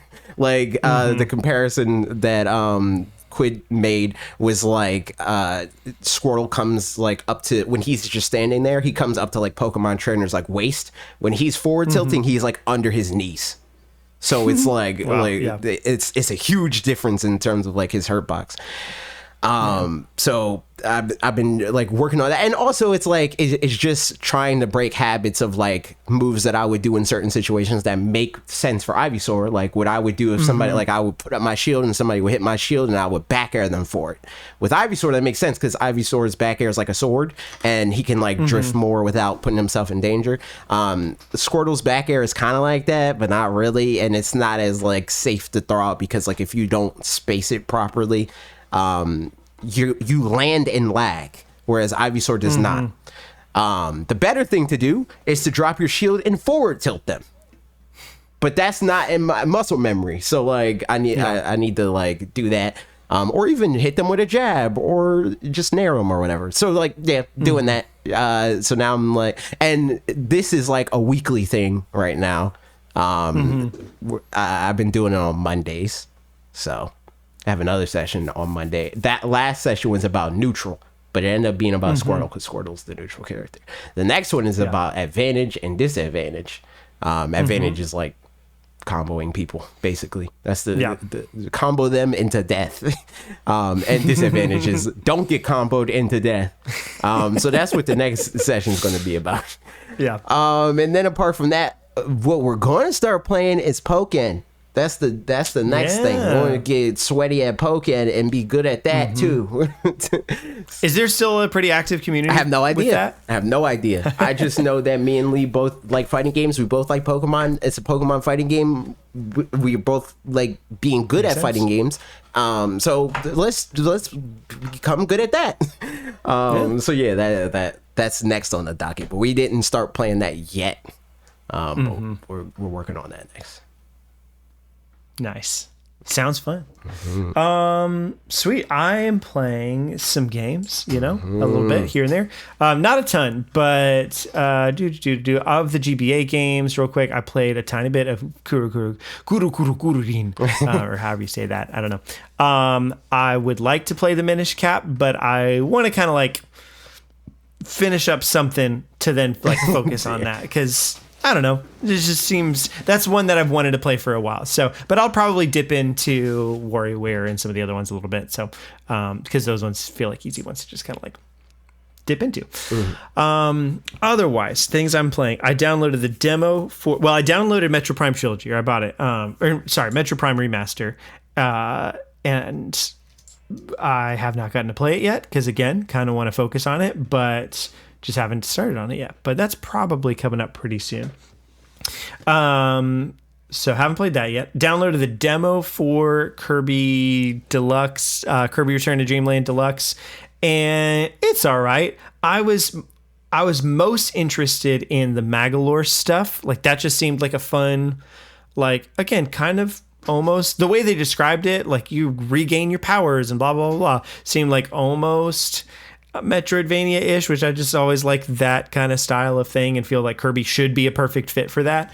But that wasn't in the demo at all, so I didn't get to play that. And the stuff that I did play seemed fine. But I think one thing that like, yeah, man, it's gonna be hard after Forgotten Land for, Kirby games to not Kirby be things interesting. are just not as good. Yeah. Like a weird level design thing for me with Kirby games that I've noticed is, whereas like a Mario game for the most part will have at max like 2, maybe 3 like doors kinds of sections where it's like, here's, blah, blah, blah, you go left to right, left to right, left to right, and then you go somewhere else.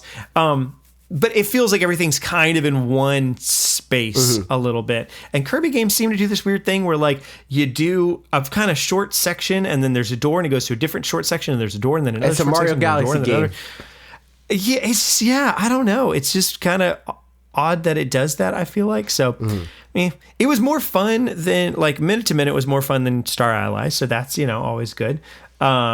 That's not hard. Yeah, that's not hard at all. I think, Low bar. Big selling point would be at this point if I haven't tried it with Ashley yet. So if she enjoys it, then we might pick it up. But the money that I had kind of set aside of eShop money for that, I just used $40 of that for Metroid Prime Remaster anyway. So I'm a lot less inclined at this point to bother because it's not basically free. So yeah, played a little bit of that. It's fine. I am playing more Pokemon Scarlet, and basically at this point, I think what I'm doing is just like I'm just going to kind of beeline for different gym leaders, Starfall Street, and that kind of stuff. And if I see Pokemon that I like on the way, sweet, I'll catch them. I think really the most disappointing thing is just that like catching Pokemon, like the mechanics of catching Pokemon, just isn't that fun. Like I like getting new Pokemon, that's great, but like the actual like it was just so fun in Legends Arceus to do it. And the like whittling them down and then throwing Pokeballs and hoping you don't die in the meantime or whatever, it's just not that enjoyable. And when there's so many more Pokemon than in Red and Blue, whatever, like stuff that's more the childhood of Pokemon stuff. It just, that process happens so much more frequently. And it's like, I'd love to have all these Pokemon.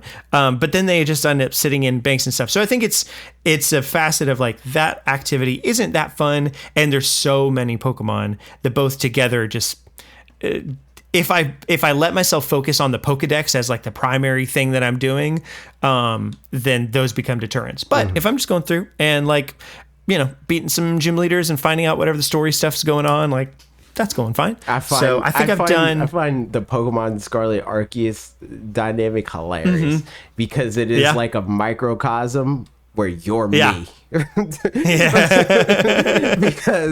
because usually you're more into the like cerebral like fun, and I'm more in the like lizard brain. I want to press button and get dopamine immediately fun. It's just a funny thing that just clicked for me, where I'm like, oh my god, you're me in Pokemon. Which, like, I agree. I don't disagree with you. I think the minute to minute of Arceus is more fun. I entirely agree with that, for sure. Yep. So hopefully, I mean, all that to say, if Gen 10 blends the two together, then you got it. Because at that point, catching new Pokemon is a fun time. They do more than that. I hope they make more. Absolutely. I hope they do more than just make only catching Pokemon fun. I hope they make battling fun. I hope they make traversal fun. I hope they make every nook and cranny of the video game fun.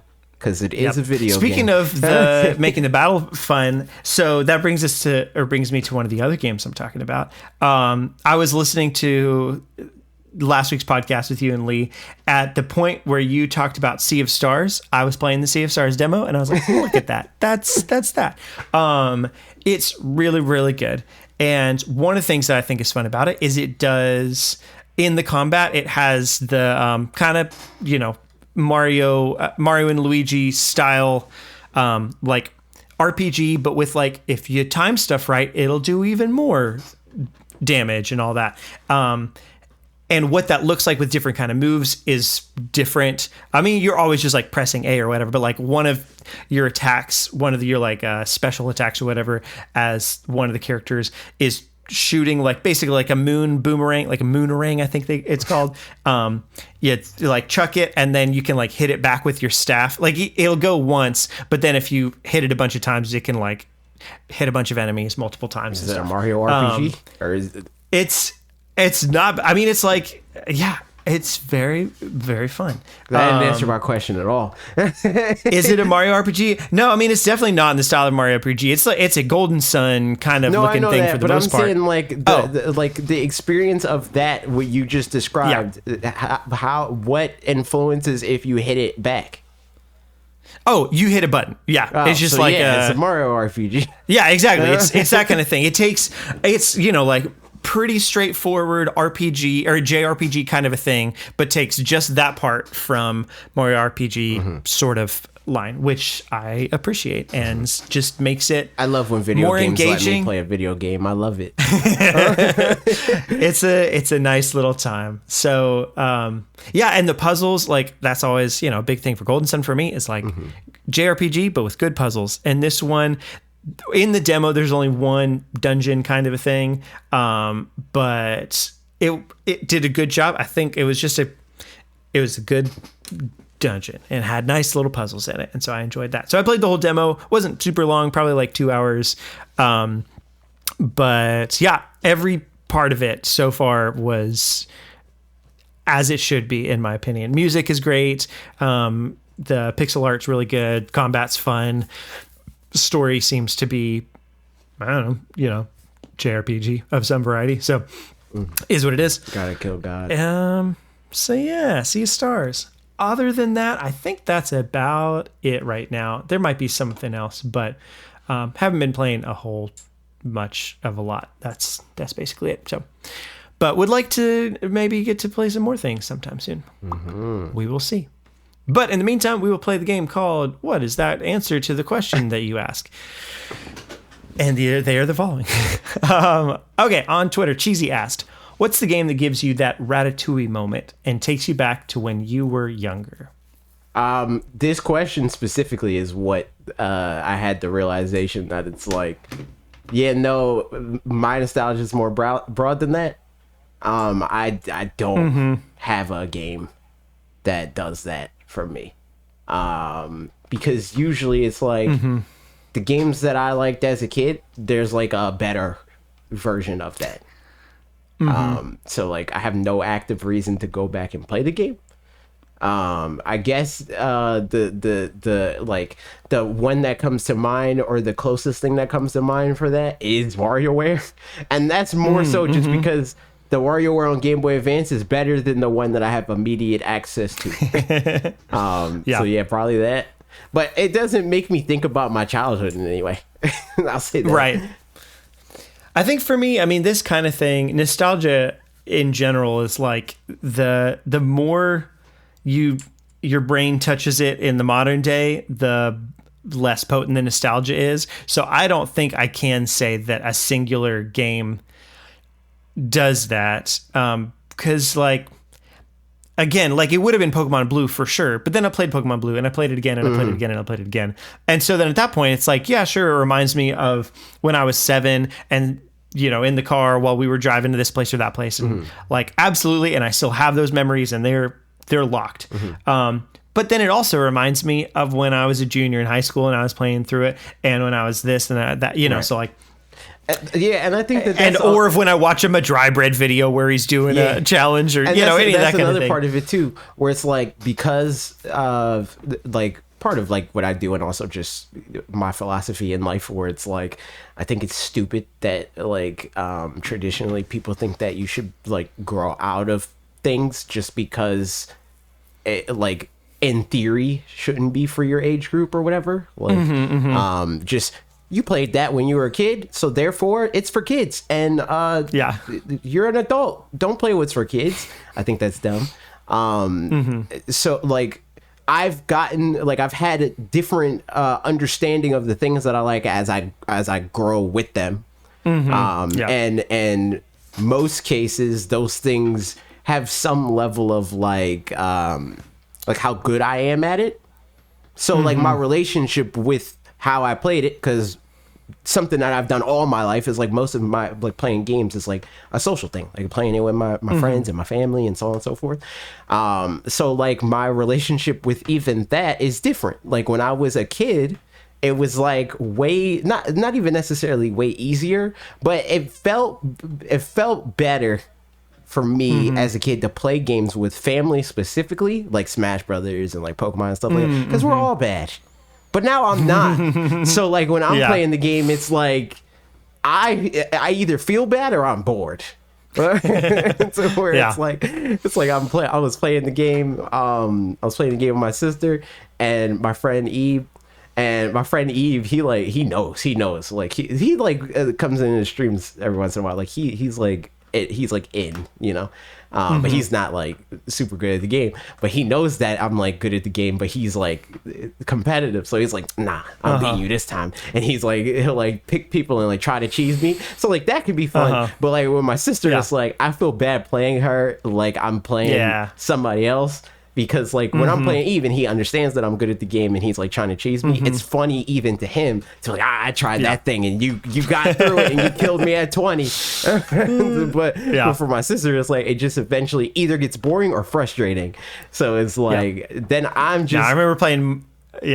I remember playing Mario Kart with my sister in high school, and like if she and her friend were both over, or I mean, if her friend was over, then they'd play and they're battling it out for second and third, and I'm just like, just playing the game, you know, playing the game by myself. Like, oh, this is time trial. Like, I'm having a good time. Facts, exactly. So it's like that's more so how I think about it now. Like the only time that I'm even able to like think about like, oh, this is what Smash Brothers was to me when I was a kid, is when other people bring it up.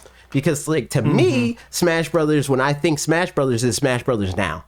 But when people bring it, it's like, oh yeah, you used to play Fox and blah blah. It's like, oh yeah, true, I did used to do that. Like, that's funny, yeah. Yep. Man. So yeah, there's that. I will say otherwise, like probably some games, like for a brief moment when I'll maybe try out Game & Watch Gallery 3 for half a second and Kirby's Dream Land 2 and stuff like that. And those ones, because they're ones that I am like, oh, I guess I did play those as a kid, but haven't touched them since then. I think those are probably the closest thing to that. But again, then I'll just make new memories with them now, so it's not going to do that anymore. Like memory's flexible. I need to play the SNES Lion King, and then I'll report back. There you go. That's probably the only game that I can think of off the top of my head that like I vividly remember playing as a kid, but I haven't played since. Yep. And maybe that would be interesting. You should do that. That will also like recontextualize that game for me, probably. Because like the way I think about it now is like people are stupid. That game's not that hard. Because I would like literally like a like after school routine would be me and my sister like basically speed running that game. Yeah, right. But now it's like I'll probably be terrible at it. So like I probably because you'd expect it to like work well instead of the way that you learned it to actually work as a kid. Yeah. Vix asked, "Do you actually know how to use Braille in Ruby? Did you actually know to use Braille in Ruby Sapphire? If not, how did you find out what to do?" Was that Ruby and Sapphire? I thought that was Fire Red Leaf Green. I think me and my brother looked at the manual and it was like in the manual. It was like a tip. It might have been a strategy guide, but I'm pretty sure it was the manual. And this was like we got to that part, we got stuck, we're like, freaking crap, we can't beat this part. And then I like one of us looked at the manual like 4 days later, and I'm like, yo, it says use cut here or whatever, and then use cut, and then you get in the ruins or whatever, and then that's how you unlock the trade in Sevi Islands, a trade with Hoenn, or whatever. I think that's what Vicky's talking about. Yeah, that looks right.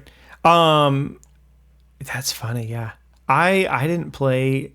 I stopped playing after Gen 2 for a while, and then came back and played Gen 3 in college.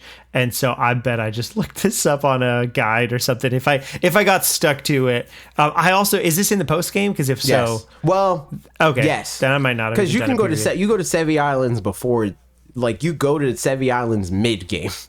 Because Bill's like, yo, or I think it's Bill. Somebody gives you a ticket, and they're like, yo, freaking go on this boat. There's a new place. And then I'm pretty sure it's Bill. It's Bill because he's like, yo, I'm working on this like new PC system. I want you to go like help them because something broke.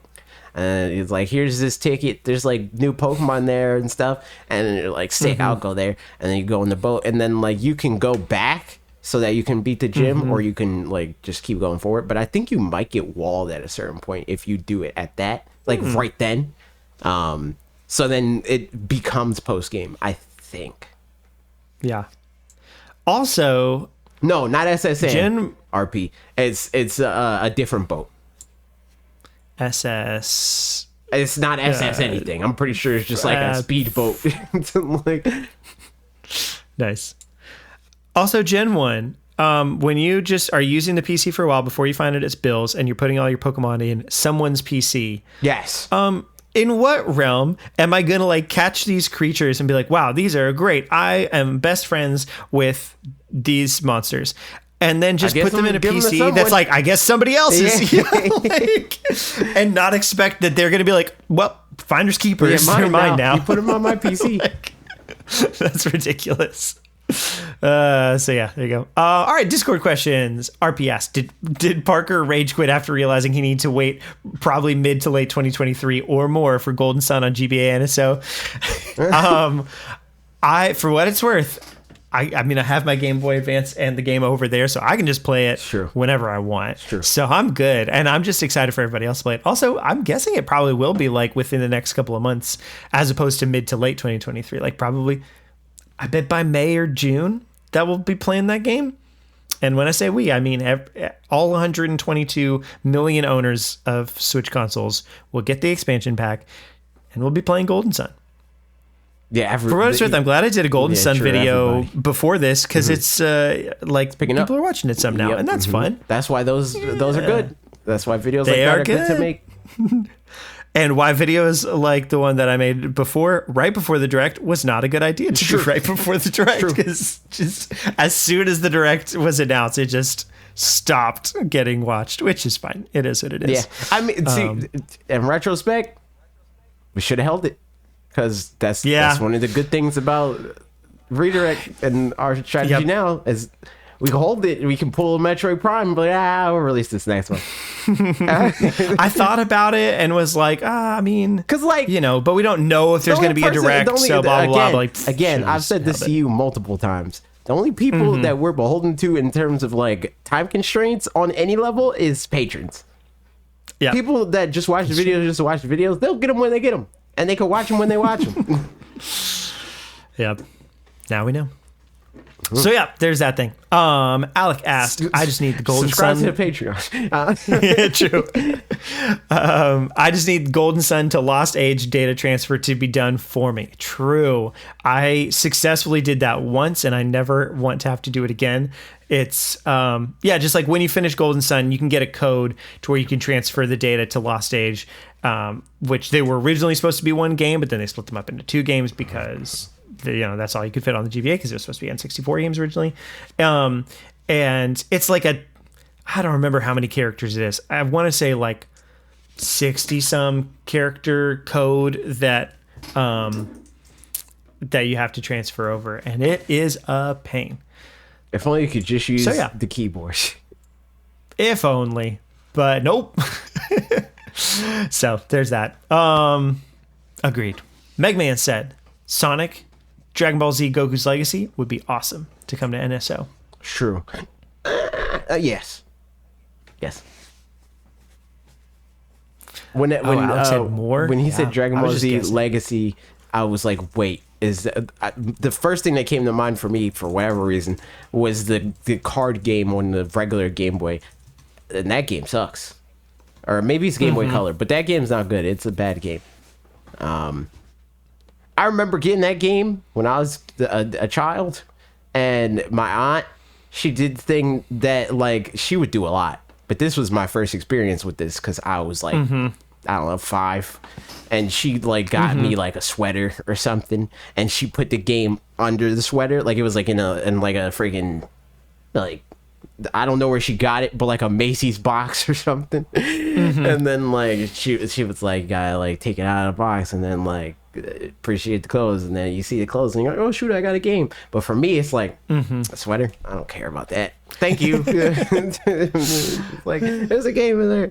I'm like, all right, that's hilarious. But that's how that happened. I did look it up just now also because Alex said it was more and for the transfer there's different levels. You can do it at bronze, silver, or gold to transfer it over, and it like depends on how much detail you want to transfer over. I'm pretty sure that I did the gold one the one time that I bothered to do it, and it is 260 characters. That's stupid. Just like, which is, and think about on a Game Boy too, where it's like, that's why if you're choosing each character, like tick tick tick tick tick tick tick tick tick tick Q tick tick tick tick tick tick tick tick tick 7 or whatever. Like, yeah, it's, see, all they would have to ridiculous. Do for this to be usable is they make it a system-wide keyboard thing. Like, instead of it being on the Game Boy, it like takes you to the Switch keyboard, and then you just friggin' plug in a USB keyboard and you type it in. That's it. There you go. Yep.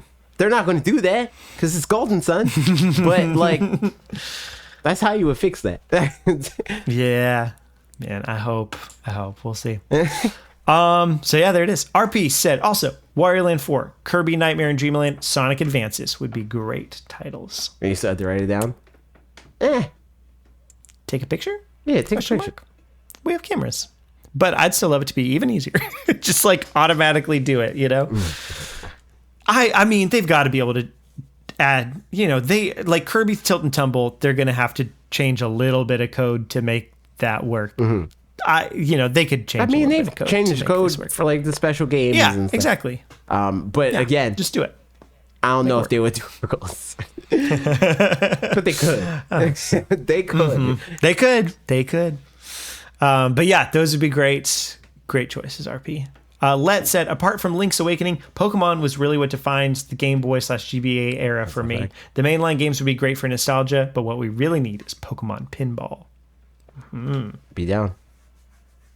That'd be great. Merck said, if you were given access to an IMAX screen for an hour, what game would you play on it? Don't think too hard about the logistics. All the wiring and wireless range stuff would work just fine. Breath of the Wild. Or Mario Odyssey. I mean, I'm surprised you didn't. I would have thought you'd say Smash or something. Is why would a bigger screen help me there? Or like, I have no clue. Because like the IMAX screen probably would have a terrible freaking refresh rate in terms all of the like, logistics are going to work fine. Look at the question; it's right there. Still, like AJ, I feel like the screen being that big would be more annoying than it would be like a good. I can see that. You'd have to. I mean, moving your head around a whole lot. Yeah, it'd like be harder to be like lasered in. Because the thing is, like when I'm playing Smash, like it's not like because like when you're watching like an IMAX movie or playing something that's like open world game or even like a platformer, you're looking at like everything else more than you're looking at like your character or a character specifically. But in Smash Brothers, my eyes, like if you put an eye tracker, I'm following my opponent the whole time. I'm just paying attention to my opponent. That's why I don't understand people's I mean, I get it, but like I don't get it in terms of like I can't relate to it. People's complaints about like the Sephiroth stage, because like my brain is not registering any of that. I am literally just watching my opponent.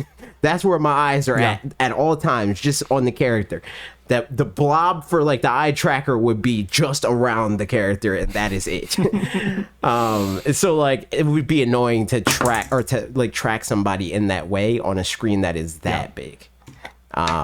Compared to like one that is like freaking inches away from me, or when I'm even playing with other people, like a couple feet but bigger, you know, like I mean, because especially if like you're anywhere close to but, it, you know, then like truly your eyes would. I mean, you can't track it with just your eyes. Like you need to be moving your head around and stuff like that. As opposed to a game like I mean, obviously I'd choose Breath of the Wild. Like Breath of the Wild, where your character's square in the middle of the screen at all times, and you're checking out all the stuff around you and stuff. But that's not as much of a problem, and like it's not and also as like, much of a reflex kind of situation. Stuff that you're tracking it's not as like urgent. I'll say, like even the stuff that's like, if I get hit by this, I'll die. The game's like, all right, it's happening. You're going to get shot by this guardian. Put up your shield. Put up your shield. Yep. You know, like, but in Smash Brothers, like, did you do it? It's like you just might die. You know, like everything in like games like that, like not even just Breath of the Wild, but like by design, because in games like that it is good design. They're like telegraphed more. In Smash Brothers, it's like or any fighting game, it's not telegraphed in a minute-to-minute way. It's telegraphed because like common sense. Like, of course they're going to hit you because that's the point of the game. Yeah, right. Makes sense. Alex said Fire Emblem Three Houses because the font is so tiny, which is hilarious and true. So yeah, there you go. Porkchop said Pokemon Pinball Ruby and Sapphire should come to the service. Sonic Advance games would be fun. I'd be down. Yeah. I definitely went to Sonic Advance games. I feel like Pokemon Pinball is the thing that I will play one time and then never touch again. Yeah. But I'd probably like try to make an effort to at least play through one of the Sonic Advance games. And lastly, Lucha Boy Toys said, I would love to see Mole Mania, Mario Golf, and Backyard Baseball. And then said, I'm a toy collector and display them like a Toys R Us. What are some important factors for you guys in displaying your collections? Thank you. I don't do that. It's just because like, it's like I'm like I care more about having like not having. I care more about using a thing than I do displaying it. So it's like usually if the point of the thing is to display it, probably not going to get it. The only thing that really changed that, or not even changed that, the only thing that like changes that a little bit is doing this and wanting things to like look good on camera. So like I'll get stuff like that to like for that purpose. But like outside of that, I have no real desire to get physical things to like display. Like it's not really, especially like a game thing. Like I'm not so far gone that it's like the whole thing where it's like, yo, how's my setup? And then it's just like the chair is like, I mean, the room is like a chair and the TV. Like, it's not that far gone, but I just don't care about like gaming paraphernalia or, you know, like stuff like that. I just, that sort of thing is like, that missed me in terms of like my gamer life or whatever. Yeah, no, I'm exactly the same. Where like all of my stuff is either things that I happen to have and then can display, or there's some things where it's like gifts, and then I'll put those, you know, where it's like maybe intended to display. So, you know, like the things behind me. Well, other way.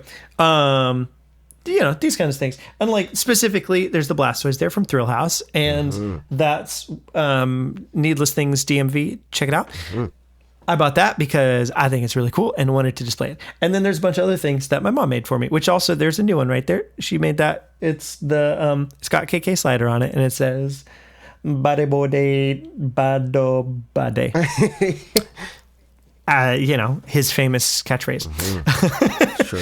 But you know, I very much don't buy things to display them ever. But I also don't really collect things because I'm just going to get the things that I want, because otherwise it's just too hard to keep up with any kinds of collections. Like the couple of times that I've sort of tried with Pokemon cards, that's probably the only thing in that, in the collecting world that like, I have said it a million times, but I would like to complete a certain, you know, just like first 3 expansion packs, and just haven't gotten around to it or whatever recently. But that's something that I'd like to do eventually. But even then, I don't know how to display that, because I don't really want to frame it, because A, that's a huge frame, and B, that's like, then they are framed forever. Yeah, and I kind of want to be able to like take them out or something if I want.